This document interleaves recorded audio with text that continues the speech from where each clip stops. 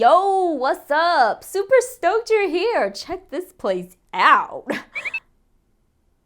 Oh, you think? Okay, I'll try again. Greetings, my esteemed fellow learners. It is with pleasure that I welcome you to our next step in Media Metropolis. Too much? Okay, how about, Hi there! I'm glad you joined us here at the department store. We could really use your help. That worked, right? Finally. So, it turns out, instead of a department store that sells clothing, Media Metropolis has a deportment store. Deportment means the way we carry ourselves, whether that's laid back and casual or proper and polite. This place takes messages and adjusts their register, or formality level. They use words to either dress up a message and make it sound fancy, or tone it down and make it casual. However, without the key to the city, their messages are in the wrong registers. Citizens are addressing their bosses as "my dude," but then calling their best friends "my good sir." It's like wearing jeans to a ball or a gown to the beach. It just doesn't fit. We need to investigate register to remedy this situation. In this lesson, we'll explain when and why we use formal or informal register. We'll also identify and practice writing in each register. Ready? Let's go.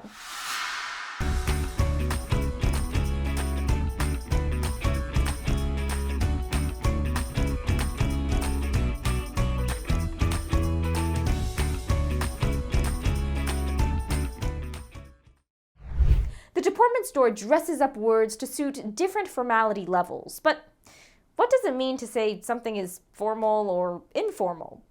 To think about it, let's imagine you were invited to 2 events. The first event is an important government meeting. The second event is a friend's backyard party. How will you dress for each event? Well, you'll dress formally for the government meeting and informally for the backyard party. That's because formal means official and serious, while informal means casual and relaxed. And the words you use at each event will also be different. At the meeting, you might say, "Good afternoon, Mr. President. How are you?" Well, at the party, you'll say, "Hey, buddy, what's up?" We call this register, which means the formality level of words. When do you think you'd write in a formal register? When do you think you'd write in an informal register? Pause to brainstorm examples and resume so we can check together. You might use formal register when writing to someone important or a person you don't know well, like emails to a boss or teacher. When we use formal register, we're showing our reader that we're being respectful or serious. You might use an informal register when writing casually to someone you have a personal relationship with, like texts to friends or notes to family. When we use an informal register, we're showing our reader that we're being friendly or familiar. Let's take a look at some examples to learn more. Without the key, the department store has been turning out some confusing writing. Like, it feels a little odd to email your mom, "Greetings, dearest parent of mine. I hope this missive finds you well." Oof. Luckily, Mia dug in the archives and found some examples of appropriate register use. Let's take a look. Here are 2 messages using different registers. Use your PDF to read each one and determine which uses a formal register and which uses an informal register. Then underline or highlight any word or punctuation choices that you think contribute to that formality level. Pause to work and resume to check. Let's see. You probably noticed that the text message is in an informal register and the email is in a formal register. So, what word choices created each register? When we use an informal register, we use everyday language like, "Hey guys," "Yeah," or "Check it out." There's also slang like "super stoked." Slang means casual words we only use when we're being informal. The words What's, I'm, and it's are called contractions, which are made by combining two words and are often considered informal. Gonna is another contraction, which is definitely informal. Additionally, this message uses short, simple sentences and several exclamation marks. We generally don't use exclamation marks in formal writing. Now, let's consider what creates a formal register in the email. When we use a formal register, we use sophisticated language like delighted, cinematic, debut, or honored. We definitely don't use slang, and you'll also notice there are no contractions here. Instead, it uses the full words. I am, I have, I would, you would. Additionally, this message uses longer, complex sentences and no exclamation marks. Now that we've identified what creates a formal or informal register, let's try creating them ourselves. A client came to the department store with a message. He wants to publish it in two places: in the newspaper, the Metropolis Messenger, and on the social media platform Metatropolis. Between those two contexts, which is more suited to a formal or informal register? A newspaper tends to be more official and serious, so we'd use a formal register there. And a social media platform is more casual and laid back, so an informal register would be appropriate. That means we'll need to take the client's message and dress it up in two ways: in a formal register for the newspaper and an informal register for social media. Here's the information the client wants to include.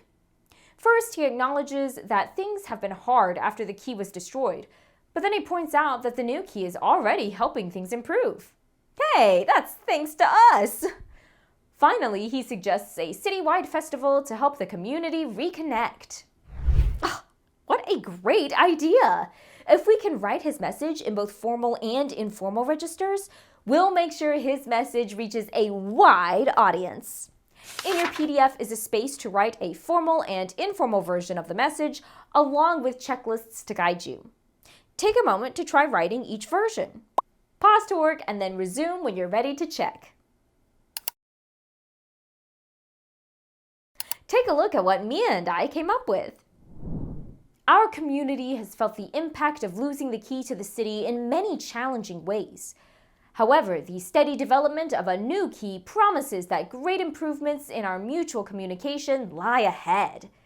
To celebrate this essential project, the city should consider holding a festival when it is completed, so the community can reconnect and rebuild together.